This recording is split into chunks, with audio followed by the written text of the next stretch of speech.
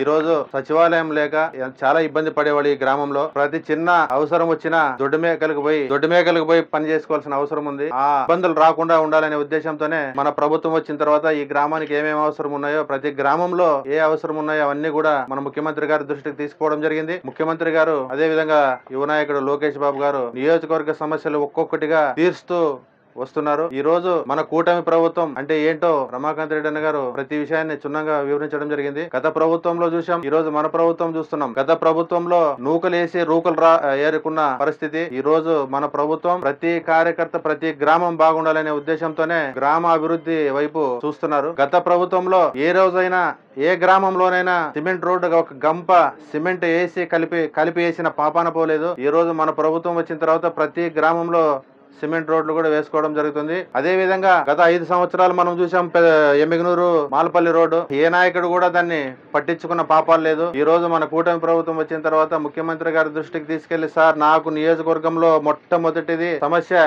Emmiganur Malapalli road అని చెప్తే first 2-3 రోడ్లు ఇచ్చిన తర్వాత ఖచ్చితంగా మళ్ళీ ప్రియారిటీ వైజ్ గా ఆ రోడ్డు తీసుకురావడం జరిగింది. కాబట్టి మన కూటమి ప్రభుత్వం వచ్చిన తర్వాత ఈ రోజు మన నియోజకవర్గానికి కోసిగి మండలానికి 2 సచివాలయాలు, కౌతాళ మండలానికి 7 సచివాలయాలు, పెద్దకడపూరు మండలానికి 2 సచివాలయాలు, మంత్రాలయం మండలానికి కూడా 1 సచివాలయం రావడం జరిగింది. ఏ గ్రామంలోనైతే సచివాలయం లేదో ప్రతి గ్రామానికి సచివాలయం ఏర్పాటు చేసే బాధ్యత మాది, మా కూటమి ప్రభుత్వం అని చెప్పి తెలియజేసుకుంటున్నా. అదే విధంగా పెద్దకడపూరు నుండి కప్పిడి రోడ్డు కూడా అంత అధ్వానంగా ఉండేది.